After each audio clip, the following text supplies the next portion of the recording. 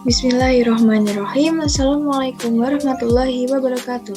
Perkenalkan, nama saya Salsabila Siwi Melody dengan NIM A510210006 dari Program Studi Pendidikan Guru Sekolah Dasar Fakultas Keguruan dan Ilmu Pendidikan Universitas Muhammadiyah Surakarta.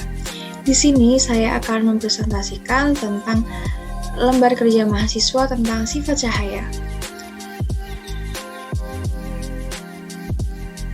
Jadi di sini sudah terlihat alat dan bahan yang kita akan gunakan pada saat menganalisis tentang cahaya di sini.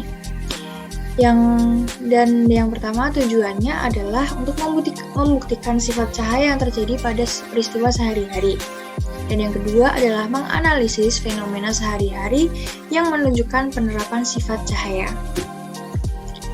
Lalu selanjutnya ada alat dan bahan, dan di sini saya menggunakan beberapa alat atau bahan, yaitu terdiri dari senter yang berfungsi memberikan efek cahaya, cermin untuk memantulkan cahaya, pensil sebagai pembiasan cahaya, gelas sebagai wadah air dan kaset menjadi media. Di sini sudah tertulis lengkap prosedur kerjanya.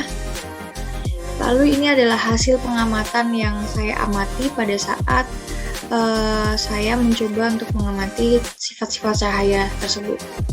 Di sini ada yang merambat lurus, lalu di sini ada yang dipantulkan, di sini ada menembus benda bening, lalu di sini ada yang dibiaskan dan diuraikan. Di sini terdapat diskusi. Yang pertama, nomor 1, pada kendaraan bermotor pasti memiliki kaca spion di kedua sisinya. Spion dapat membantu melihat bayangan benda lain di belakang saat berkendara. Spion dibuat dengan menggunakan cermin cembung dan menjelaskan alasannya. Jadi alasannya, sifat dari cermin cembung adalah maya, tegak, dan diperkecil, agar semua benda yang terpantul dapat tertangkap masuk dalam spion. Seperti itu. Yang nomor 2, pada gelas bening yang berisi air, Anda dapat melakukan percobaan sederhana tentang pembiasan. Caranya, masukkan pensil ke dalam gelas tersebut dan Anda akan melihat pensil seolah-olah dibelokkan ketika memasuki air. Jelaskan fenomena ini dan kaitkan dengan konsep atom dan molekul.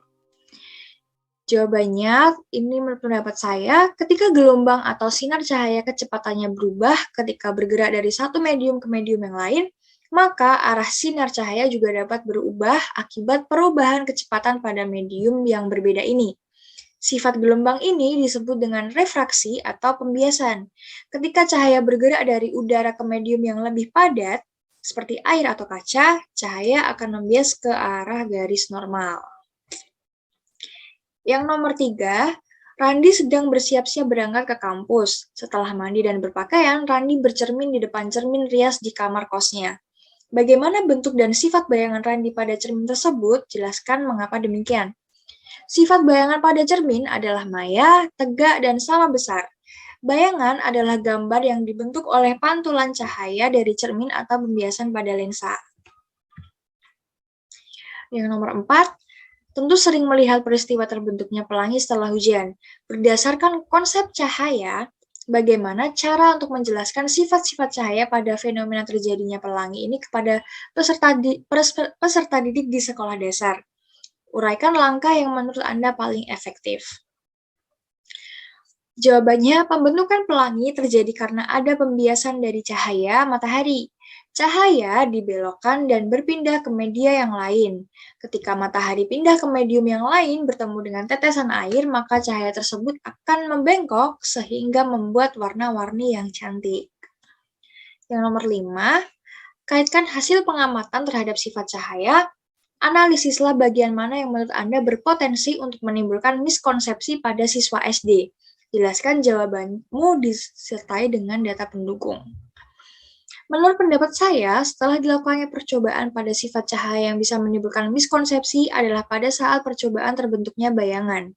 Karena bayangan terjadi pada saat suatu objek terkena pantulan dari sebuah cahaya. Bayangan akan terlihat jelas ketika kita berjalan pada siang hari dan seolah-olah ada yang mengikuti padahal sebenarnya tidak ada yang mengikuti. Lalu ini yang terakhir kesimpulan, berdasarkan seluruh kegiatan, buatlah simpulan apa saja yang sesuai dengan tujuan kegiatan. Kegiatan ini bertujuan untuk memberikan penjelasan serta pemahaman pada peserta didik tentang sifat-sifat cahaya. Demikian yang dapat saya sampaikan. Bila ada salah kata mohon dimaafkan. Terima kasih. Wassalamualaikum warahmatullahi wabarakatuh.